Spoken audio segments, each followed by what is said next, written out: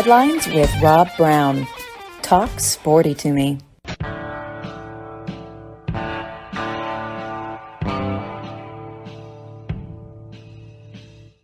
All right, Rob Browne here with you on this Thursday. A lot to talk about. College sports, football, basketball, baseball, blitz, and everything in between.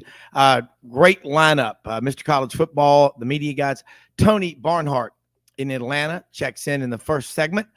Gary Harris will weigh in after that in Tuscaloosa.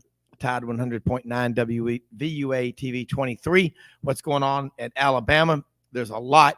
Hour number 2. The AD angle with Matt Dean and John Hartwell. Talk a lot about the Final Four, and John talked about it a lot.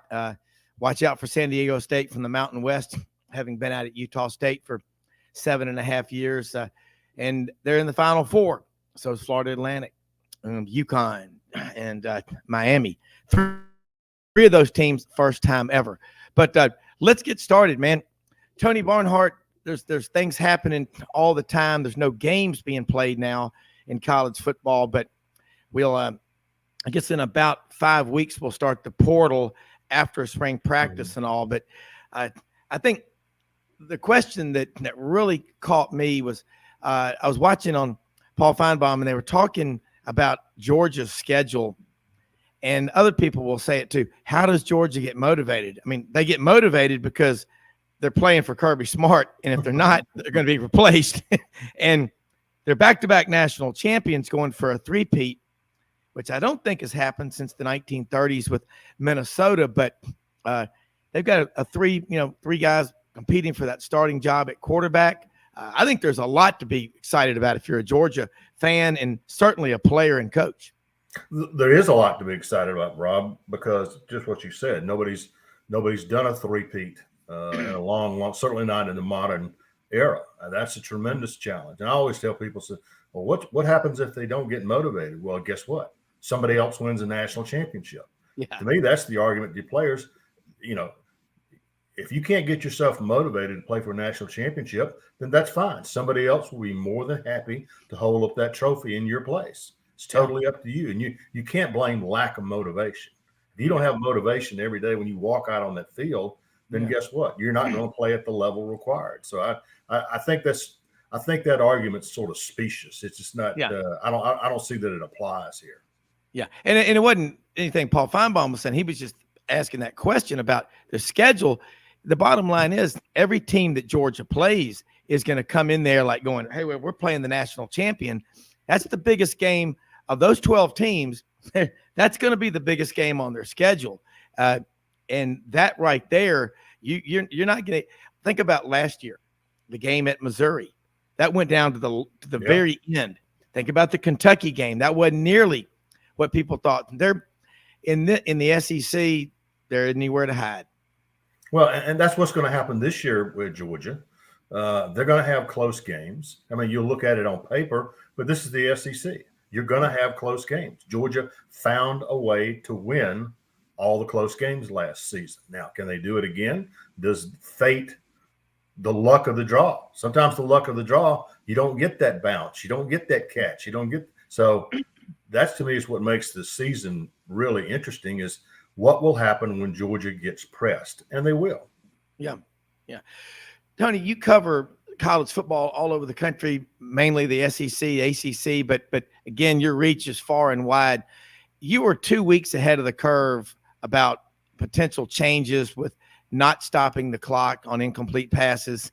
And March 3rd, obviously the NCAA, almost a month ago, up in Indianapolis, and Steve Shaw, the coordinator of NCAA officials, met and talked about these potential rule changes. And you've been on since then, but and also, I guess a comparison would be, look at the pitch clock in baseball. Mm-hmm. We have Butch Thompson on with us on Saturdays, Auburn's baseball coach, and talk about the pitch count, the pitch clock. It's really the pitch clock. The average Major League Baseball game last year was 3 hours and 1 minute time, and now they're doing like 2 hours and 35 minutes. Right. That's almost 1/6 of every game. I wonder what that's going to do to TV and advertisers. I mean, about that. I'm thinking about football as well. Yeah, well, and the thing is, I think there's another component to this speeding up the game, Rob, that nobody really talks about. Steve Shaw's talked about it. Heard Greg Sankey talk about it, and it's this: there's got to be a way to shorten the game, to have the players on the field for fewer plays. Why do you want to do that? It's real simple. As we go into the 12-team playoff, and some teams are playing 14, 15 games, there is pressure to say, hey, you're asking these guys to play more games, and we don't see any financial rewards going their way. And there's an issue of safety, the physical wear and tear on these guys. So that's another part of this thing. There needs to be fewer plays in this game. Now, coaches aren't going to like that. Okay, they don't like anything that limits they want their plays back. But at some point, you've got to make changes to limit the exposure of these guys. Yeah, and for people that say, well, golly, that 15 games, 16 games, well, they do it in the NFL. It's 17 now, but we all know late in the season when teams have locked up home field advantage, it's not unusual to have your starters, and you've only got a 47-man roster sitting, isn't it? That's exactly right. It's a completely different game. The comparisons to the NFL when it comes to player safety and the amount of time they're out there it's not comparable. So just look, there will be more rules coming down the road to limit it's all about the number of plays. How many plays are you on the field? And since we've gone to the up-tempo, spread you out offense where they're running a play every 13, 14, 15 seconds, that has been an issue. Well, and another thing, the fake injuries, that was, I guess, the pinnacle of that was, I think it was October 16th of the 21 season, that Ole Miss at Tennessee in Knoxville. And that, I mean, I'm not trying to sound like a Pollyanna, but the integrity of the game, it's laughable when you watch the player look over the sidelines and the coaches are doing this, to get down. I think that message got through even last year, didn't you? Well, yeah, and here's the thing about it. There are two issues going on here.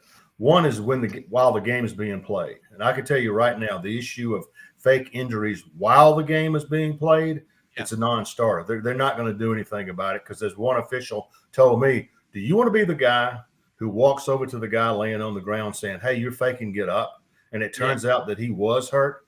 Can you imagine the lawsuits that would come out of that? So first of all, there's not going to be, in my opinion, there's not going to be anything that happens during the course of the game. Now, after the game, when they submit the tape and they look at the tape and they say, there's no, in our judgment, the officials judge that happened. And my point is, whatever penalties go with that will come after the game, not during the game. Yeah. And you're right. And everybody always talks about, you don't want to be the one to say, you're not hurt and say, get up. And because that would be a disaster. I agree with you. But the game, the product itself, and Buddy Martin is on with us every week. And Buddy, and it's like the game is, the product on the field is as good as it's ever been. Mm-hmm. And it's just refining. We're always refining the game. I mean, we go back again to, go back in the early 1900s. Some years you might have 15, almost 20 players die in a season. You didn't have face masks. You didn't have, it was nothing like it is now. We're over coming up on 154 years of college football. And Tony, when you were coming up, when I was coming up, hell, we didn't have crowds back then like what we have now. We also didn't have, the tailgate guys. You go to Sanford Stadium in Athens, Jordan Hare, Bryant Denny, there's 90 to 100,000 people inside the stadium. There may be 40 or 50,000 tailgating during the game. How can people say, and I'm not criticizing them, but tell me college football is not gaining popularity? No. It is. No, I've had this conversation with a lot, and nobody's disagreed when I brought it up. I said, for all the issues that we have in college football, and there are always going to be issues. There's going to be things we have to deal with. The game on the field is better than it's ever been. When I think about the evolution of these 7-on-7 camps, stuff like that has players ready when they get to college. They are more prepared. Quarterback, going through all these quarterback camps, getting all this into. They are more prepared to play college football than they were a generation ago. Their skill level is much more developed. So as a result, the game on the field is really, really good. And college football, Rob, never fails to deliver. That's right. It is an incredible game. And as somebody told me, he said, all we got to do is make sure the adults don't mess it up. Yeah. And it was, Bob Kessling said, maybe it was Haywood Harris or Bud Ford at Tennessee, legendary SID, or maybe it was Doug Dickey. Tradition never graduates. And that's the thing about college football. And even when you talk to guys that have played in the NFL, they'll tell you there's nothing like a college football Saturday. Now, you may have Virginia Tech became famous for those Thursday night games, Enter Sandman up there in Blacksburg. But yeah, I'm totally with you. And that's why it's so critical. You think back and you knew Furman Bisher, and I was lucky enough to be around him a few times at Auburn games and stuff, but rode into his mid-90s. And I mean, I hope you will keep doing it, because if we don't have writers who take this seriously, and you said something to me a few weeks ago, and I take notes every time I'm on with you, and you said so many people today want to call themselves journalists, but they're interjecting their personal wants, agendas, and desires into the story versus getting the facts and letting them play out. That was great advice. I think that's an issue we're always going to have to deal with, because opinion. I have no problem with people expressing their opinions. I think that's good, but understand when you label it as such. There's news, then there's opinion, and let's understand. There's a line between those two, and let's make sure we understand the difference. Yeah, and you're right. We all have our opinions, but like the situation we were talking about with Alabama and all, the court systems got to work all that kind of things out, and we all put our lawyer hats on. But the other one is what the mock drafts and the NFL analysts, and there's some really smart people out there. But and I'm saying this. I'm an Auburn grad, but Stetson Bennett, I kept for the last 2 years. What is it? Why is he not in the Heisman mix? Well, he got invited to New York, back-to-back national champions, but then the height. Well, we all know that college media guides sometimes can be a little bit of embellishment there. But Bryce Young is 5'10" and an eighth. Stetson Bennett's 5'10" and change. Both of them at Indianapolis, and were incredible. What do you think is going on there? Why, if you look at who Stetson's played against, and Bryce Young, they're both great players. Why would they both not be first-round draft picks? Well, it's about the measurables, okay? And the NFL is about the measurables. It's really not, only to a certain extent, is it about the way the player plays on the field. All right, how tall are you? How strong is your arm? What can you run the 40? I've been to enough pro days to realize that's why they're there. And if you don't fit those measurables, then there is a lot of skepticism about you. Stetson Bennett, there was skepticism from day one about him because he wasn't a 5-star athlete coming out of high school. He can't be very good. He's only got 2 stars next to his name, so he can't be good. But you look at the guy play on the field, and you ask yourself, what is it this guy can't do? I mean, because he does. He has incredible speed, has incredible arm skills. He knows how to play the game of football. And so I think it just comes down to the measurables, and Stetson Bennett's going to get a chance, and everybody's doubted him, and so he'll get his chance. We'll see. But I will say this, for old Stetson, that little knucklehead thing he pulled in Dallas, that's not going to help him. That's not going to help him come draft day. Somebody who was going to take a chance on him with a 2nd or 3rd round pick is not going to do it. Yeah. Well, when you think back, and Lawrence Smith told a story one time with us, and I'm sure you've heard it, of going to the Georgia coaches and saying, hey, I met this young man down in my hometown of Wrightsville. He's a real fast, a big young kid. I think he's a hell of a running back. And he said, he kind of like, are you kidding me? Wrightsville, single A. They even have a traffic light there. You talk about Herschel Walker, obviously. 2 weeks later, I think the front of the sports section, Atlanta Constitution, Wrightsville Jr. runs 9.5500. And all of a sudden, there you go. And I think Herschel signed on Easter Sunday after church, didn't he? I mean, yes, he did. And I remember listening on my little white transistor radio that I still have. In 1980, I was at the Liberty Bowl in Memphis at a game. And I'm listening to AM 750 WSB, the Georgia Bulldog Network, and Tennessee has Georgia down 15-2. And I'm listening, and Larry Munson goes, all right, now they're going to take Womack out. They're going to bring in the freshman from Wrightsville. Let's see what he can do. And think about the criticism. But after that night, you never heard that again. So you're right. You got it. But Herschel also off the field didn't have those things. But I love seeing guys like Stetson Bennett. That's the kind of story that you tell your kids. Now, make sure you don't do dumb stuff off the field, but that's why we love college football, isn't it? Well, and it's about the game. It's about the game on the field, playing the game, making the throws, making the right decisions, leading your team. That's what the game is up. Now, when you get to the NFL, because everybody is big and strong and fast and exceptional, it's harder to win with intangibles. Yeah. Talent. You can't coach a guy to be 6'4", 235. No. Like Anthony Richardson is. But so in the NFL, it is about, a lot of it is about the physicality of the game. In college, there's more room for you to use the intangibles to play. And that's what Stetson Bennett did. Yeah. Tony, we'll take a quick break. I got a few more questions for you because the story about Anthony Richardson at Florida, and I want to get your thoughts on him and a couple of more things as we head over across the Chattahoochee and the SEC West. Tony Barnhart, Mr. College Football, is with us. You can follow him and his great work.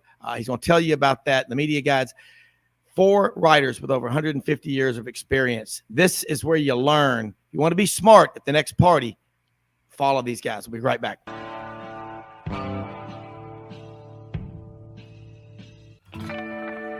Hi, I'm Eleanor Maynard, a 4th-generation residential broker with Hobbs & Realtors. Inventory is still a record low in Memphis, and the demand for more supply is continuing to spread across the Mid-South.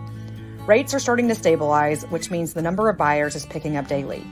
If you are interested in taking advantage of today's market, please give me, Eleanor Maynard, your Sidelines Live residential specialist, a call today, and let's discuss your needs.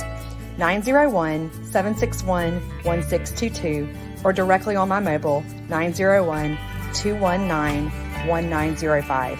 That's 219-1905.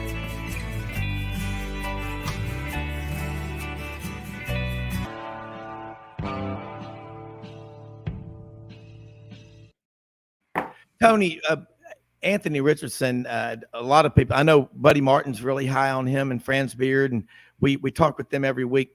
And I want to get your thoughts on how quickly the measurables. Okay, look at his college career. He didn't start but maybe 15 games. But from the measurables alone, you've seen a lot of quarterbacks. And you've also stood up for people like Stetson when people were going, there's no way we can win with him. And you were right. But I want your thoughts on Anthony Richardson right now from what you've seen at pro days and the combine. Exceptional athletic ability and talent. No question there. The question on Anthony is, can he learn how to play the quarterback position?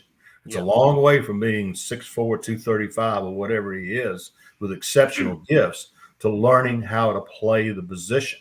And I think everybody understood that was going to take time. What the NFL has told Anthony is that you need to learn from us, okay? You need to come to the NFL where we have all these coaches. We will have time to develop your skills because you can't coach a guy to have the skills he has. So I think that's what we're seeing there. I wish him well. Hope it turns out.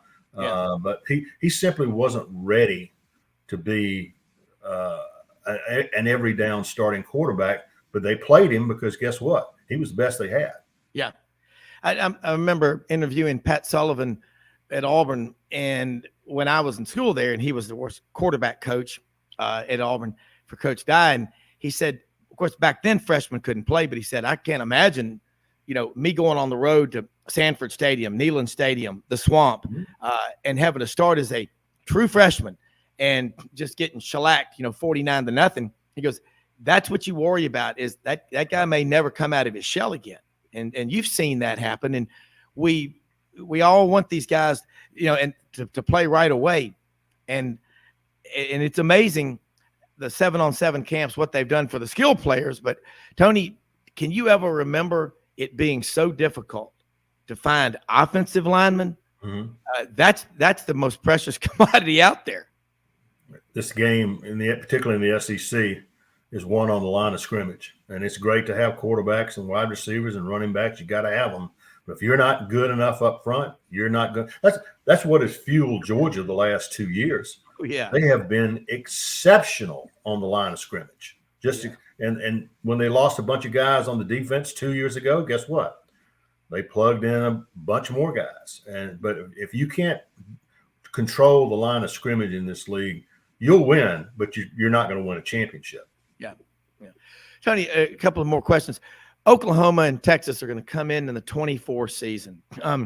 We know both of them have a lot of money, a lot of resources. Mm-hmm. I mean, look at tradition. Oklahoma with 51 conference championships, 7-7, 7 national titles, 7 Heisman Trophy winners. They got it all. Texas, same thing. Arkansas, I think they're excited out here on the Western Front that their friends from Texas are coming in. They've already got A&M, Oklahoma. I don't think Oklahoma, at least, is going to go through years of a struggle, a learning curve. If you talk to Oklahoma people, and I know you do, and the ones that I do, they think it's going to allow them to recruit better athletes because they're in the SEC. Those guys will go, okay, I'll go play for you now. Mm-hmm. Do you agree with that? I do agree with that, and it's kind of like situation. I think the analogy is when Texas A&M came into the SEC. Yeah. When I talked to the Texas A&M people when all that was happening, they said we can now go recruiting and recruit against the University of Texas, our rival, and we can offer players something that Texas can't offer, and that's the opportunity to play in the SEC. Now Oklahoma's in a situation, and as is Texas, they can go out and recruit saying, you want to play in the best conference in America? Come to the SEC. And that's, to me, that's the difference. But the one thing I will say about Texas and Oklahoma, because I get asked, well, how long is it going to be till they're competing for championships? And I said, it's not going to be long, but they're not ready now. Okay. If they were in the league right now and played this season, 4th, 5th, 6th at best. Why? Yeah. Because they haven't recruited on the line of scrimmage like they're going to need to do that. I remember talking to TCU, and TCU got out of the Mountain West and joined the Big 12. I talked to their people and said, we have got to recruit a completely different level of athlete now to compete in the Big 12 than we did. So you have to – I think those Texas and Oklahoma have to change their recruiting to get better on the line of scrimmage. Yeah, I totally agree with you. And you look now at A&M, they're not going to be able to say, hey, come here because we're in the SEC. They got to deal with Texas. So that's going to be a challenge right there. What are your thoughts on Bobby Petrino being the offensive coordinator with Jimbo Fisher? I know Gus Malzahn tried to bring people in several times. It's just hard to change who you are at this stage in your career. Not that Jimbo's old. He's not. But he's set in his ways. Well, yes, but here's the thing. It's either going to be a very shrewd move where Bobby Petrino has a great track record of working with quarterbacks and off. It's either going to be a very shrewd move or it's going to be a complete disaster. It's going to be one of those two things. It won't be any middle ground. What I've always said is I don't really have any doubt that Petrino is going to call the plays, because as Petrino is sitting talking there with Jimbo Fisher, if I'm Petrino, there is no way I'm coming until I get reassurances from you that I'm calling the plays. You're not going to get in there and get homesick for calling the plays and start getting, you have to have a solid understanding between those two guys. Both those guys got pride, okay? Bob Petrino's got pride. And he's not going to – if Jimbo promised him, that was part of the job interview. If Jimbo promised him he was going to call the plays, then that's going to have to happen. Yeah, that's right. And then looking now back this way, Hugh Freeze at Auburn. The one thing I'm noticing is Auburn's back in the game of recruiting. How did Auburn, do you think, Alan Green, we know there was a power struggle there. I'm going to go get my guy. It wouldn't look good if the athletic director didn't hire the coach. And I am loyal. I love my school, but I'm harder on Auburn than I am, more critical of Auburn than I am of any other school probably in the country. The number of guys in that state of Alabama and Georgia that have said, I never really heard from them, but yeah, I'd love to take a visit over there. How does that happen? I don't know, but it was clear pretty early on in the process. It was clear Brian Harsin was not a fit. Okay. And coaches use different words, synergy, alignment, whatever word you want to use. If it doesn't fit, it's simply not going to happen. I think the Auburn people, you know this better than I do. I think the Auburn people were very divided over what was going on there. And so you have to go out and find a coach with SEC experience who has won in the SEC, who has beaten Alabama, who knows, is not going to be intimidated by the recruiting process, but nothing went well. I think they've got the right guy in Hugh Freeze, and they certainly have to have somebody who knows how to develop quarterbacks, and you have that in Hugh Freeze. So all the stars are aligned. Now you got to go recruit some really good players because you don't have nearly enough of them. Yeah, that is true. And again, on the flip side, I followed Kirby Smart's career for a long time, and my oldest daughter was up on Lake Oconee about 4 years ago with her now husband, and they were out on the lake middle of July, and this guy comes walking up to him, and she looks at him. He goes, "Are you a dog?" And Mallory said, "No, but I'm a fan of yours." He goes, "How?" She goes, "Well, I was a freshman at Alabama when you were a first-year coach at Alabama, so I was there the whole time you were at Alabama." But said he couldn't have been any nicer. He said, "You talk about a charismatic guy," and he was up there with, I think, a lot of the coaches and their families having some downtime before they came back. But I don't know of a better fit. I don't know Kirby Smart, but 46 years old, driving around in an F-150 in Georgia, back-to-back national championships. One thing, you said it best. He loves winning, and he didn't hire Mike Bobo for any other reason. He wants to keep winning. But I know what a lot of people have always told me about Kirby is you're not going to outwork him. And I think he spends as much time with the guy that's cleaning the office floors as he is with a five-star. That's what sets him apart. Is that what you would say? Because he's different. He's special. Well, incredible attention to detail. I wonder where he learned that. I can't imagine. Yeah, and you have to be, as a coach once told me, he says, "Look, recruiting is like shaving. If you miss a day, you look like a bum." Okay. Yeah. And that the now infamous line from Dan Mullen says, "Well, we'll worry about that during recruiting season." That probably sealed his fate at Florida because what Dan didn't understand or did not verbalize very well is there is no recruiting season. Well, actually, there's one recruiting season, and it lasts 365 days a year. Right. You got to be not aggressive. You have to be relentless in recruiting at this level. Yeah, it is. It's incredible. And the bottom line is it's all relationships and it's fun to watch. But Tony, thank you so much for taking time to be with us, and let people know how they can follow you.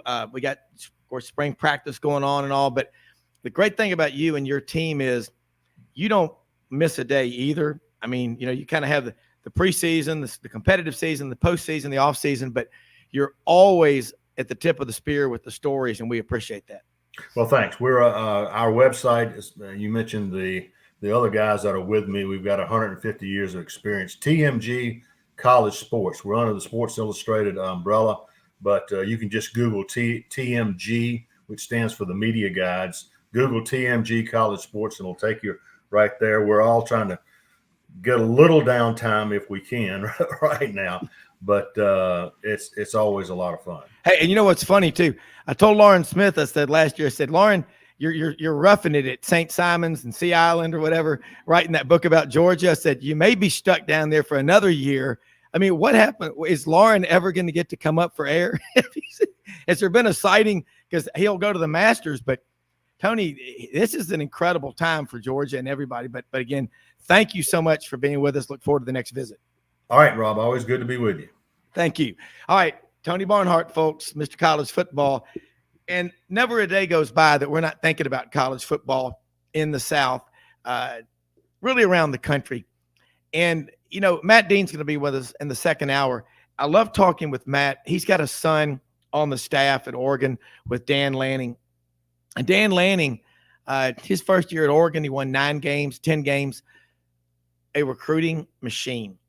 Little details, little things that he learned from Kirby Smart on recruiting, that Kirby Smart learned from Nick Saban on recruiting. How do you avoid burnout? Well, I'll tell you what, if you like doing anything, if you like eating 3 meals a day and getting sleep, try going 62 straight days with 2 or 3 hours of sleep a night and 1 meal a day. It's called U.S. Army Ranger School. Somehow they figure it out, but they're glad when they're done with it. You've got to look at the big picture in recruiting. If you have a coach at your school, and Dan Mullen, I don't know if that's going to be – Tony Barnhart's right. We'll worry about recruiting during recruiting season. That's kind of like saying I'll worry about my job when I need to make some money, but I'm going to sleep in for the next couple of weeks. Who's going to want to take another chance on a coach that says something like that? Dan Mullen's a young guy. He's a hell of a coach, but he needs to embrace recruiting. Look at Jimbo Fisher. Look at Hugh Freeze at Auburn. Look at Nick Saban. And Nick Saban, I've got a funny feeling, and we're going to talk with Gary Harris here in just a minute, but I got a funny feeling Nick Saban is going to go back to square one because he doesn't like being challenged, because that's who he is. He has personal drive, more so than any bit of people saying, well, Georgia's taking control of the SEC or whatever. That doesn't matter. It's because Nick Saban internally is built. He's built to win. And he's going to outwork you. He'll outthink you. He'll out-innovate you. Coaches that don't innovate are ancient history. Gary Harris joins us in Tuscaloosa. Gary, man, we were just talking with Tony Barnhart, Mr. College Football, about this. And I wanted to say this to you with Nick Saban. No amount of criticism from people or, off-color comments about, well, Georgia's taking control of football. None of that stuff matters. Internally, he's already wired to go out and win national championships, have the number 1 recruiting class. Look what he just did. Probably had his best recruiting class he's ever had. The recruiting rules, now you can go out and visit a player, I think, in person a year earlier. That's going to change. But can you imagine anybody in recruiting taking a month off in today's world? You would lose. Like Tony Barnhart said, recruiting's like shaving. If you miss a day, you look like a bum. And Butch Thompson said to us the other day about the great Polish piano player. He said, if I miss 1 day, I know it. If I miss 2 days, my orchestra knows it. If I miss 3 days, the whole world knows it. So, people like that, you can listen to them, can't you?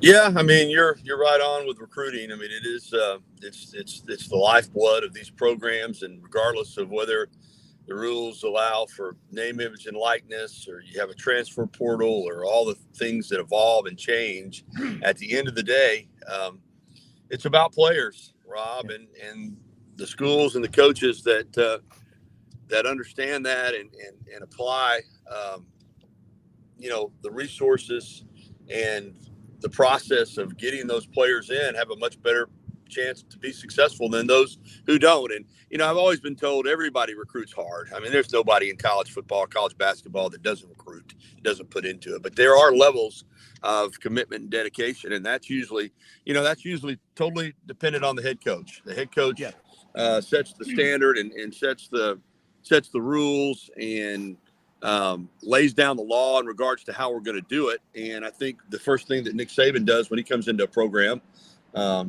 he did it at LSU, he's done it at Alabama, is just let the whole staff know. And I'm talking about not just the coaching staff, but the administrative staff, the people in the building. Listen, everything we do is built around recruiting. And, if you answer the phone a certain way, because it could be a recruit or their parents calling. So it's just, it's everything that you have to do. And you look at what Saban's done at Alabama, and you look at what Kirby Smart has done, and you look at these other coaches that coached under Saban and the way they build their organization. It's all designed recruiting first, recruiting. If you've got really good players, I think, coaches can coach really good players to be effective on the field. Average coaches can be really good coaches when they have great players, and good coaches can become great coaches. So I'm with you, Rob. It's where it's at, and Gary, hold those thoughts. Ever done. Yeah, hold those thoughts, Gary. We're going to come back right after the break. Got a lot to talk with you about on Sidelines.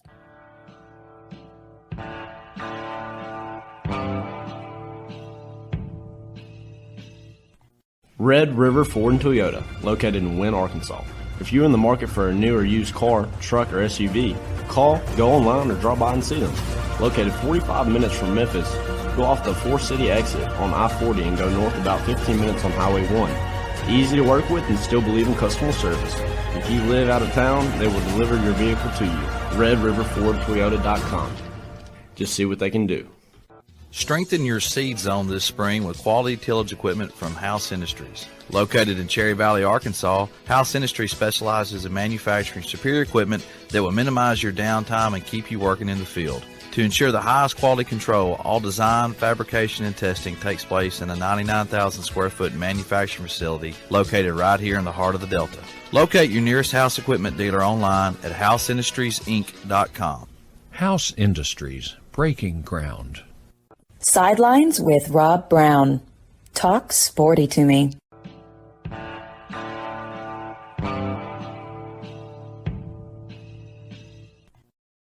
Gary, as much as I think you're there still, and yeah, I'm going. Yeah. I lost you there for a second. Okay, but Gary, when we talk about the NCAA tournament, March Madness, and you said it last week, how tough it is.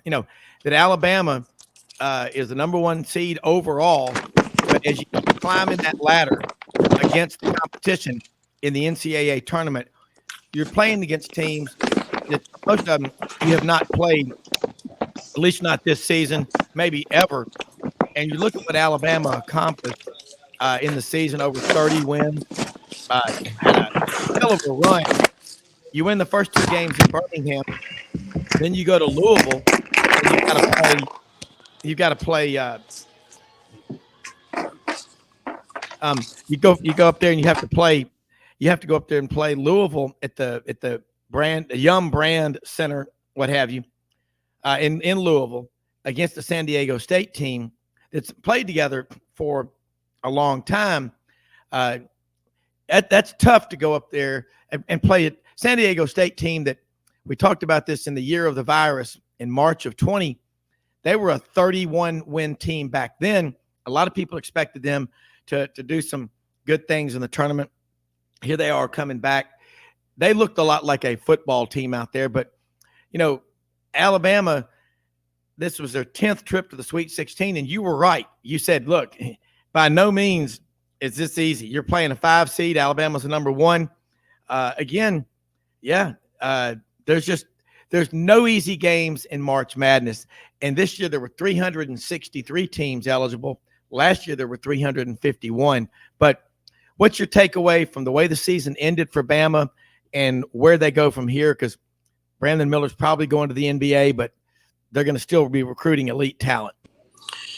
Yeah, Rob, I think you said a lot there in regards to the way the season ended. And I said on my show, seeding is less important than it's ever been for a lot of the reasons that you laid out. And particularly by the time you get to the round of 16, it really doesn't matter what numbers next to your name. I mean, you're either a really good team or you're playing really well, because you don't win 2 games in the NCAA tournament and get to the round of 16 unless you're really good. And in San Diego State's case, you're right. I think they flew under the radar a little bit. They did have 31 wins, much like Dayton that year of the pandemic. They were going to be a 1 or a 2 seed and probably have a chance that year to go to the Final Four. And, postseason got canceled. Unfortunate for them. But they're another one of these programs that, they've really benefited from When the NCAA gave out that extra year of COVID, you've heard me say this before. I look at a player and it says senior, junior. I don't even pay any attention to it anymore. I don't. That doesn't mean anything since COVID. I mean, I'm never sure when anybody's out of eligibility. But to get to the point about San Diego State, that was a veteran team, 3 super seniors, 7 seniors, played a lot of basketball. I think their average starting age for their starting 5 was like close to 24 years old. And I made this example, imagine Brandon Miller at 24. Of course, he'll be in the NBA, but you know what I'm saying.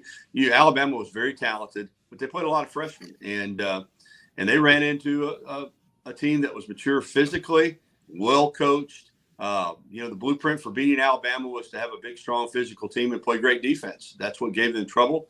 Tennessee was able to do it. Texas A&M was able to do it. Even Oklahoma, which didn't have a great year, but out there in Norman that day, they were able to do it. And, they shut Alabama down in the first half. Now, that start to the second half was excellent for Alabama. But Clowney picked up his 4th foul, and, it was a 9-point game. And then Dutcher called a timeout, and give them credit. Like 2 or 3 minutes later, they had erased that lead and, went on a 12-0 run. But San Diego State played better that night. I still think Alabama's a more talented basketball team. But to speak to your point, they're more skilled, they're more talented, but they're not more mature. They're not, quite as grown men type of team. Yeah. And Alabama ran into that and got beat. It was still a great season. When you win the SEC regular season and tournament championship in the same year, they've done it 2 of the last 3 years. That's a phenomenal year. I said on my show, you can't undo the success that this team enjoyed. But the way that it ended, very disappointing. I mean, I'm not going to try to sugarcoat it. I mean, this was a team that was ticketed for the Final Four. They had a talented roster. They were the number 1 overall seed. As I said, they won the SEC regular season and tournament championships. They had arguably the best player in the country, and Brandon Miller, and they got in the tournament, and Miller played his worst 3 games of the season. And I don't know if it was the growing pull. I don't know if it was all the stuff off the court, but he went 8 of 41 from the field, Rob, in 3 games. That's the lowest shooting percentage by a player in the NCAA tournament since 1985 with a minimum of 35 shooting attempts. And if you're going to tell me before the tournament that Brandon Miller is going to shoot 19% from the field, that Alabama was going to be abysmal from the 3-point line, and in that San Diego State team game, to shoot the way they did and still have a chance to win the game, I think speaks to how talented they were. What were they, 3 of 27 from the 3-point line? And I know that San Diego State was 3 of 29, something like that. I know San Diego State was 6 of 17. So if before the game you had told me that Alabama was going to go 3 of whatever from the 3-point line, San Diego State was going to make twice as many threes as Alabama, Brandon Miller was going to have 9 points on 3 of 19 shooting and 1 of 10 from 3, I'd have told you San Diego State would probably win the game by 15 or 20 points. So for Alabama to hang in there and have a chance speaks to how good they were. But they got beat that night, and got beat, and there's no other way around it. And it's a disappointing end to a great season. And all you can do now if you're Alabama is try to come back next year and do it again. Yeah, and you go back and think you were a 2 seed 3 years ago? 2 years ago. 2 years ago, 2 seed. Yeah. Lost in overtime to UCLA in the round of 16. UCLA went to the Final Four. Now you lose to San Diego State in the round of 16, and they go to the Final Four. So it's not like they're losing to bad teams. But as we said, when you get to the round of 16, you're playing good teams, and seedings don't mean anything. And something else, Alabama now is recruiting at an elite level in basketball, much like they've done in football. They're recruiting with the Kentuckys and the North Carolinas and the Dukes, and those type of programs, Kansas, and those programs are blue blood, and they're always going to recruit great players, but they're feeling the sting. North Carolina, year after playing for the championship, didn't make the tournament. Duke got knocked out in the second round. Kentucky got knocked out in the second round. Duke got knocked out. And what happens is you recruit great players, but some of these programs are recruiting guys, and they are keeping their players, and they're, like you said, they're keeping them 4 or 5, and now in some cases 6 years. So young, talented teams can run into physically mature teams that have been together for a long time, and the more talented teams can get beat. And we've seen a lot of that in this NCAA tournament. Well, I mean, look at Arkansas. We talk a lot about Eric Musselman. Typically, his first 3 years, he would lean on 1, maybe 2 freshmen a lot. This year, he tried to do it with 6 when Nick Smith Jr. came back, and they went out, the same round as Alabama did and as Tennessee did. And that, look, try doing that in football. Can you imagine Gary starting 6 or 7 true freshmen in the SEC on the line of scrimmage, as an example, it would not work. And when you look at a team like San Diego State, and I don't have their roster in front of me, but there's a big difference between an 18-year-old and a 22 or 23-year-old. There is. Yeah, you remember when you were a freshman in high school, somebody that was a junior or senior, you were like, wow, he talked to me, in the hall. That's what we're saying. I mean, there's different ways to build a roster in the modern game of basketball. And, the thing that you have to, I think, be aware of the most is, regardless, when you're at one of these Power 5 type programs, that your roster is going to turn over every year. And you've got a chance to quickly reestablish it with the portal and recruiting. But oftentimes the higher ranked teams are going to be the teams from the bigger conferences that have, more talented players, but more times than not, they're going to be younger players. And, when the one and done, when Calipari first got to Kentucky, he was killing people with that, because he was just getting more talented players. But now, with all of the different things in college basketball, Kentucky's going to have to look at a different way. You're going to have to get young, talented players, but you're going to have to fill the gaps with the portal or with players maybe that have been in your program for 3 or 4 years and may not be as talented as some of the young guys, but you're going to have some experience.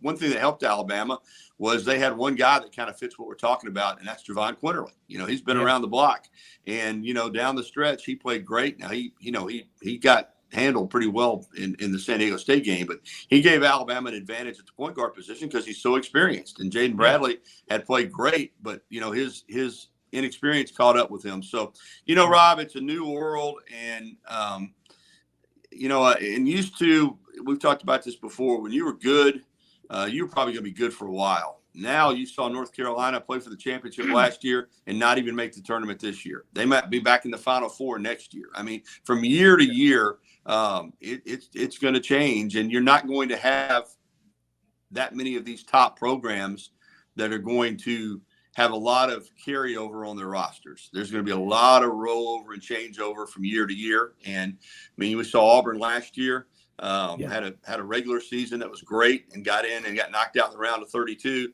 by Miami. And then this year, we're pretty good. But next year, I think they got a chance to be really good because, they're going to bring in a lot more talented players and infuse their roster. So, at the end of the day, a great regular season is awesome. But when you get in that tournament, it's a brand new deal. I still think if Alabama played San Diego State in a best of 7, they'd win the series. But it's not a best of 7 or a best of 5. It's a 1-game deal, and they got beat. Yeah, you're right. It's about how you match up on game day. And go back and look at so many teams that've been a 1 or a 2 seed, and they get into about the second or third game, and they're done. And I've looked at, let's say, the way the preseason polls come out. They had North Carolina number 1. They've got to change the way they do that. Well, they don't have to. They can do whatever they want. It's a free country. But they're picking based on what they did last year, and you just hit on it. The rosters. You got to get your guys to stick around.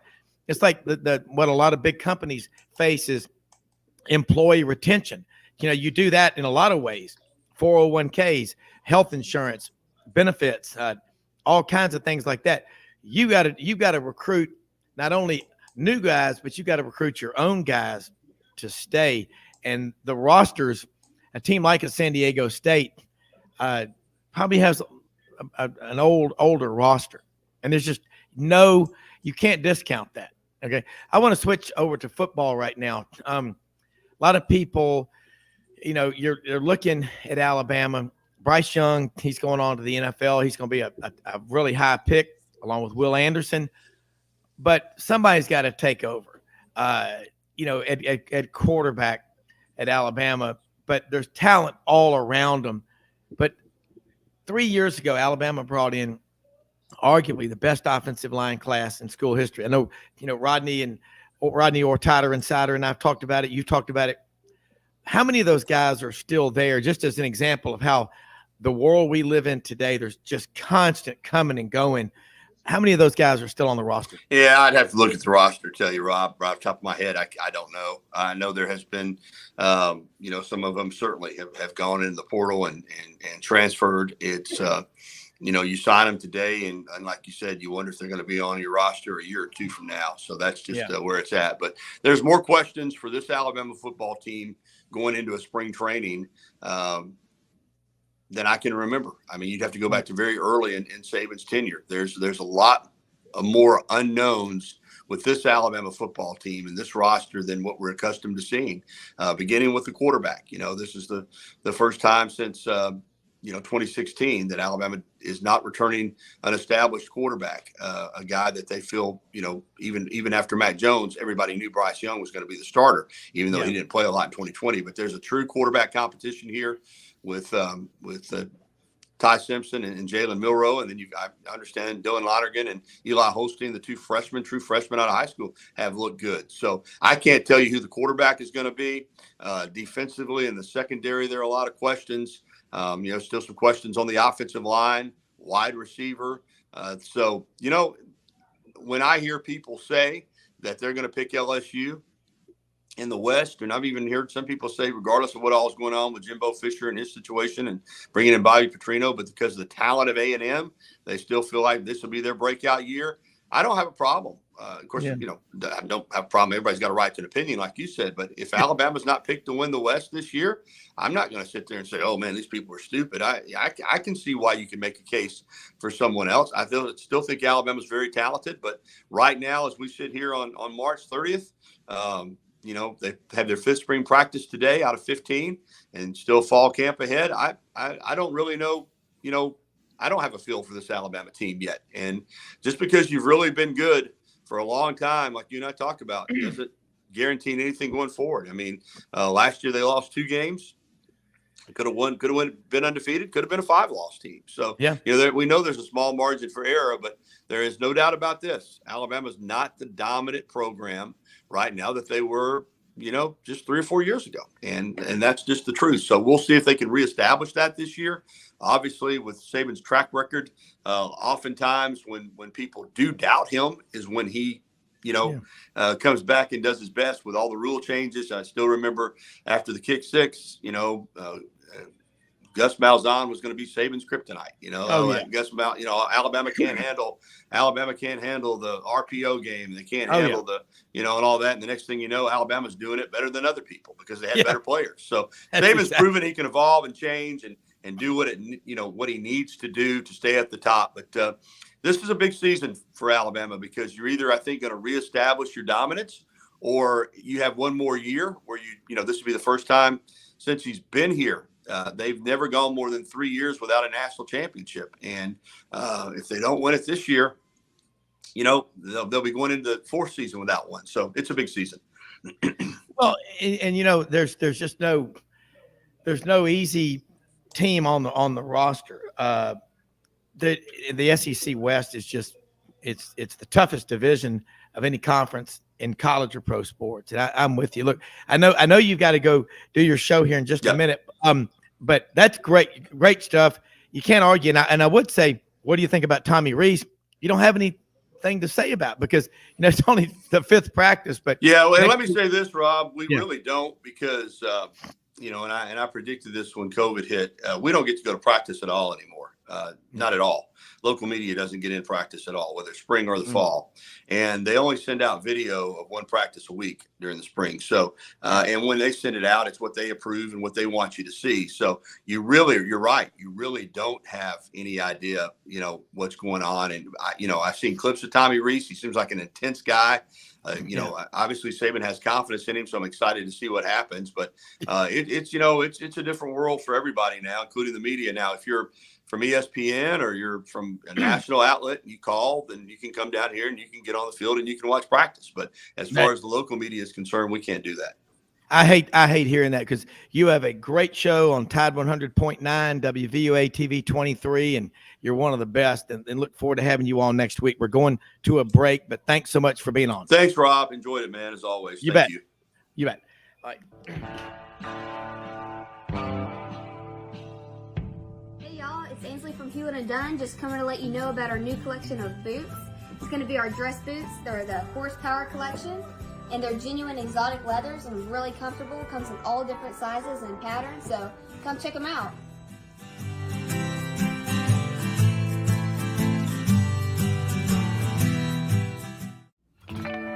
Hi, I'm Eleanor Maynard, a fourth-generation residential broker with Hobbs & Realtors. Inventory is still a record low in Memphis, and the demand for more supply is continuing to spread across the Mid-South. Rates are starting to stabilize, which means the number of buyers is picking up daily.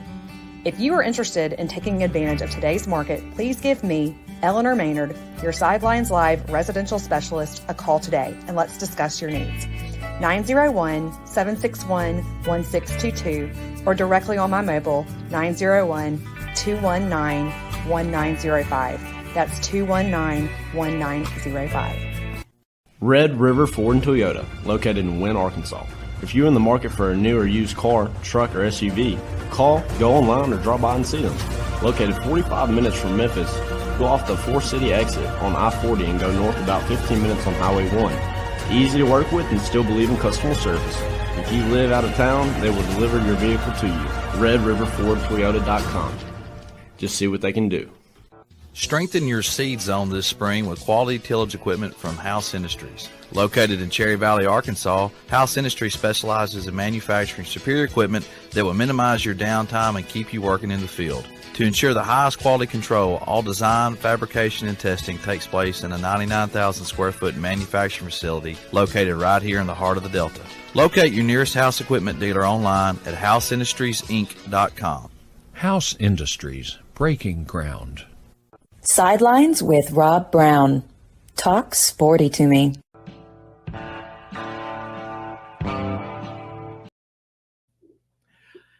All right, Rob Browne back here with you, about to start up on hour number 2. Great stuff as always with Gary Harris in Tuscaloosa. Before that, Tony Barnhart in Atlanta, Mr. College Football. I want to say something about a sponsor of ours we're proud to have, rumbleboxinggym.com /Midtown Memphis. Go to the website. Check this place out. Awesome. They're opening up April 17th. Okay, that'll be a Monday. Really cool layout.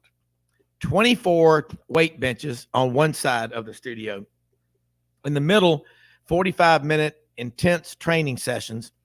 And on the other side, 24 punching bags.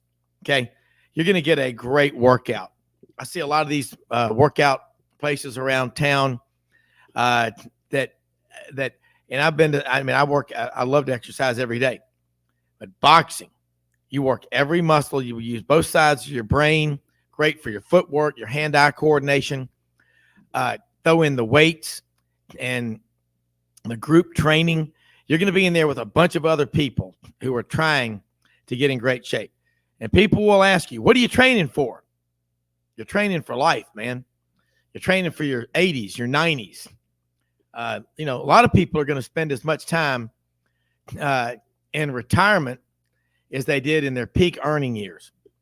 But you better have a plan. Physical fitness. You got to be physically fit, mentally alert, and morally straight. You get a great workout, rumbleboxinggym.com /Midtown Memphis at Union and McLean. That's the first of Ann Campoli's 3 locations. Sign up now for the Founders Club. It's a discounted rate. There's X number of spots available, but Union and McLean opening April 17th. Matt Dean checks in with us right now in the shadows of the Overton Park Zoo on North Parkway, Rhodes College. John Hartwell called me this morning. He's making an announcement today on a new basketball coach, women's basketball coach. So he's going to join us here in a few minutes. He's trying to get his feet on the ground. There's the AD at ULM, so he's going to join us here momentarily. And Matt, man, we have been talking about the basketball world, the Final Four, and experience. 18 and 19-year-olds going up against 23-year-olds. There is no comparison.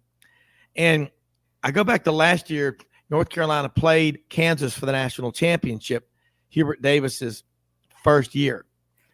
preseason, they're number one. They start off strong, and they just fade. They don't even get invited to the tournament, and they snobbishly turned down an invite to the NIT, which would have been great because it's more practice and more real competition. But I think the pollsters have got to quit looking out of the rearview mirror and maybe study a roster or two when they pick teams from one year to the next. Because Gary Harris was just on with us in Tuscaloosa, made a great point, a series of them. Said, used to be if you were good, you were going to be good for a long time. Now it changes every year more dramatically than I can ever remember. Yeah, and you go back, Rob, to that decision to not go in the NIT.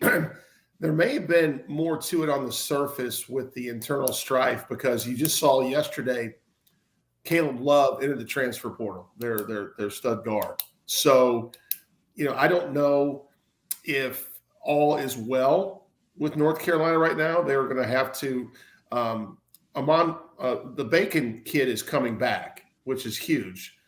But losing Love is a hit, and I guess it was a mutual agreement both ways, right?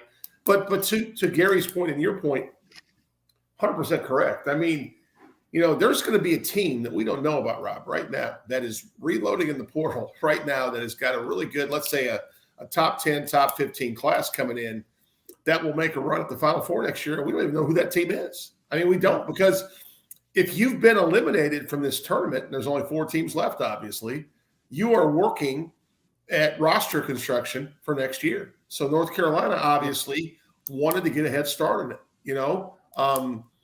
I agree. I mean, I don't necessarily think that it was terrible to not go to the NIT, Rob, because I've seen teams, programs do that. But to come out with like the statement they did, I just don't think it was maybe handled very well, if that makes sense. Yeah. It's one thing to say, hey, we are very appreciative. We are going to forego this opportunity for a variety of reasons. But, to kind of say, the whole championship pedigree and use that as, the NIT is the most historical thing we have in basketball. I mean, if you go back, the origins of the championships were the all NIT. And a lot of coaches really, I mean, you tell me Andy Kennedy's not enjoying his run in the NIT right now. I mean, they're out in Vegas. They're playing for a championship against Utah Valley. No, they just beat Utah Valley, North Texas. And, Andy Kennedy has done a terrific job. I think he just got his 100th win at UAB. People forget the work that he did consistently at Ole Miss. Because everybody's what happens. So we've talked about this, Rob. Everybody's searching for that coach that can take him to this weekend. And the problem is that's really hard to find. Yeah. Well, and a dangerous precedent that I see, it happens every year. I guess people just don't learn. They go hire the coach who gets hot in the NCAA tournament. That's dangerous because, look, these games are different. They're different venues. And Arkansas did it. They hired Stan Heath from Toledo. And he went and he was good at Toledo. I think you got to be very careful. And you hit on it on Monday and talking about once you get to March Madness, they're going to give you brand new basketball. Yeah, they do. Brand new. And the venues, you may be playing in an arena that is, quite frankly, ginormous, as my kids call it. But the depth perception, I mean, there's the basket and the rim. You may be 100 feet, 150 feet. Wait till you get to the Final Four, and you're playing there in Houston at Reliant Arena. Yeah. Or the Metro, up in Minneapolis, St. Paul, 72,000 4 years ago at a basketball game. And I've been to the Final Four at the old Metrodome in Minneapolis. There's 52,000. Now, I looked at the people way up there near the ceiling. I mean, they might as well have been at home. But if you get to go to the Final Four, that's right. But our seats were 12 rows off the court. And it was incredible. I mean, Ray Charles and the Pepsi singers were sitting next to us, and Grant Hill's parents, Calvin Hill. And it was, I don't know how I got these tickets. I was in there with the beautiful people, where Lauren Smith, our good friend from Georgia, is writing over in St. Simon's and Sea Island, Georgia, in Jekyll Island, as he writes another book on Georgia's back-to-back national champions. He's going to be writing for a long time if you don't watch out. But, man, I love, Matt, what I have seen of the teams. Again, 363, 3 times. Well, yeah, it's almost 3 times what the Division I, the college football playoff is. And that the fact we've already answered the question, which I totally agree. The 12-team college football playoff is going to pull fans' interest coast to coast and everywhere in between. Look at this NIT on social media. Have you seen that band, the Green Men from Utah Valley? Those guys are rock stars. Remember the Blue Men? Oh, absolutely. I've seen the Blue Men in Vegas before with my basketball team when we played out there in 2006 and 7. Yeah, absolutely. Well, the Green Men of it's called Utah Valley. Yes. God. Well, have you seen them, Audrey? You got to see. I'm telling my wife, the Green Men, the whole band wears these green suits like the Blue Men, and they are. That's what happens in a tournament like this. Now they're famous. Rob, I've been blessed, because I coached on the men's side for a long time as an assistant. I had ticket privileges. So I've been to literally 10 or 11, maybe 12 Final Fours. My kids have each been to a Final Four. My oldest has been to 2.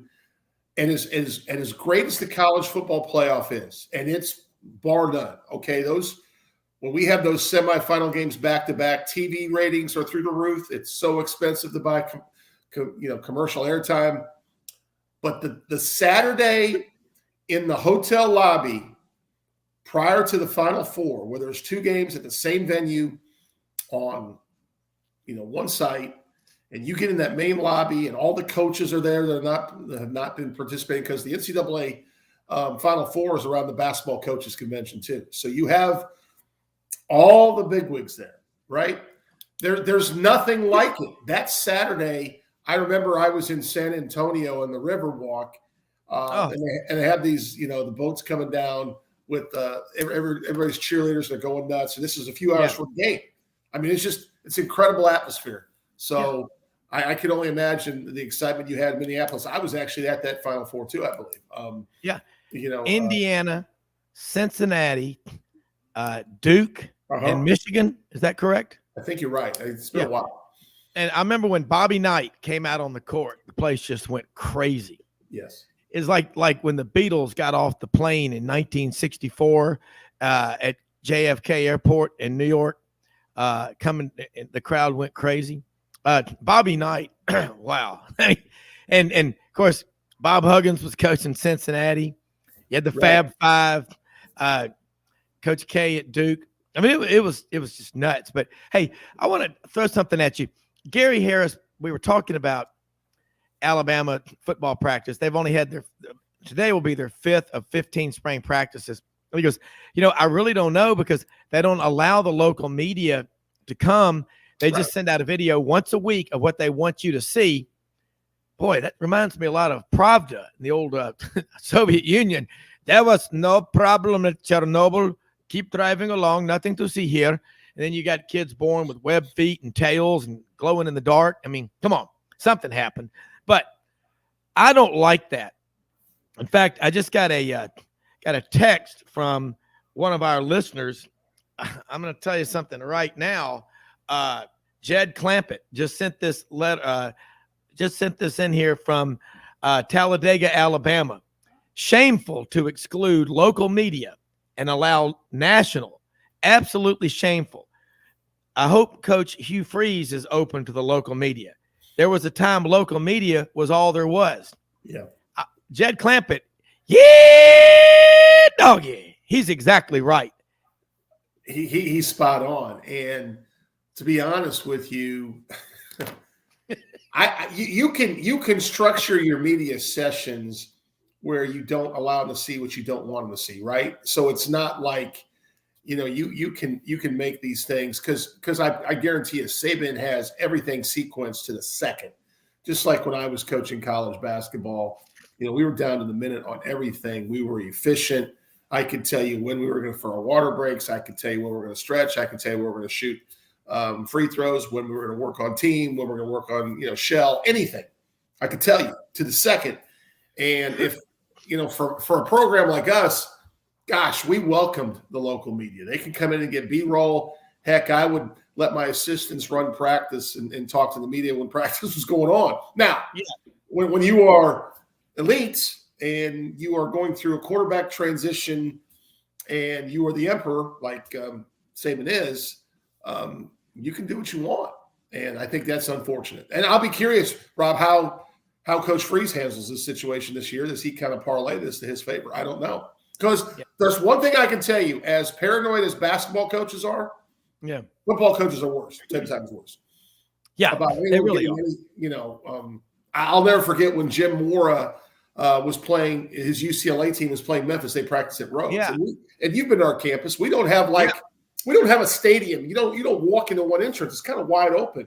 And he had 6 retired LAPD officers they traveled with, and they were trying to kick us out from sitting on a bench across the street from the football stadium by the training room. And we're like, no, dude, this is kind of our spot. If you want to. So, I mean, there's the level of concern anytime a football practice is going on. Kirby Smart was here when we remember when they played in the Liberty Bowl back before he got this thing rolling.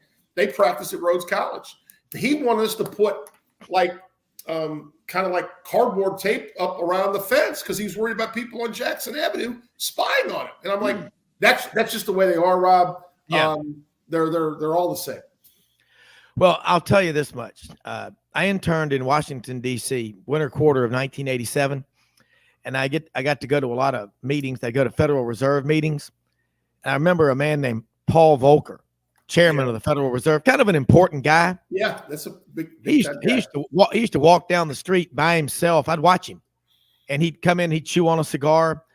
Alan Greenspan, he's a pretty smart guy, chairman of the Federal Reserve, probably the most important man in the world. If you get down to it, no security, just walking along like Joe Sixpack. And then you got these football coaches. You know what?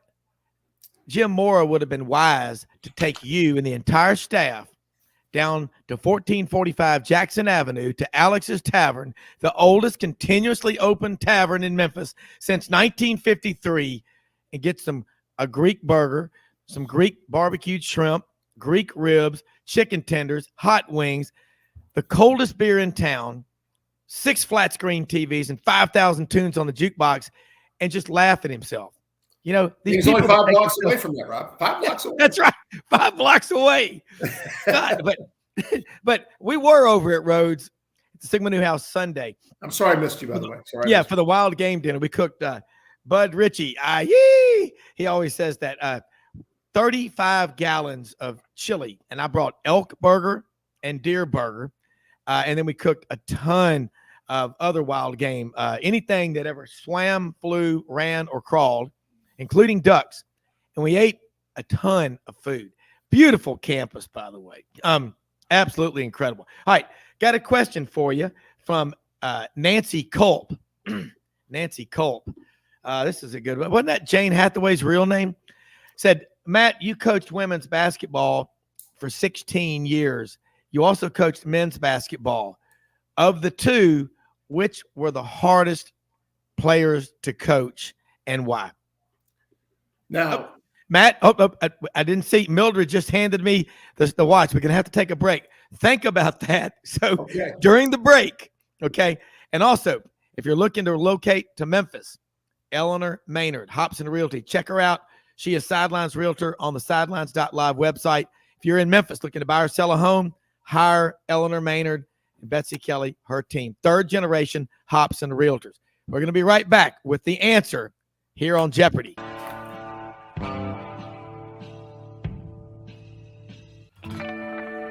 Hi, I'm Eleanor Maynard, a 4th-generation residential broker with Hobson Realtors. Inventory is still a record low in Memphis, and the demand for more supply is continuing to spread across the Mid-South. Rates are starting to stabilize, which means the number of buyers is picking up daily.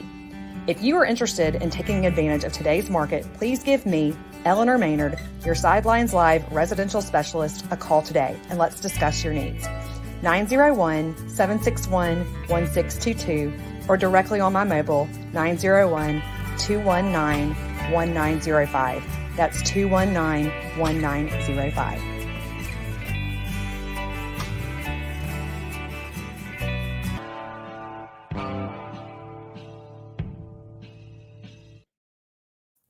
All right. Do we have to say what is the of the two, though? You coached women 16 years. You were an assistant for years with Herb Hildigan, Hall of Fame coach at Rhodes. Which is harder to coach? Also want to add, I was a head coach at Denison for one season on the men's side, but there's no question I enjoyed coaching women 10 times more than men.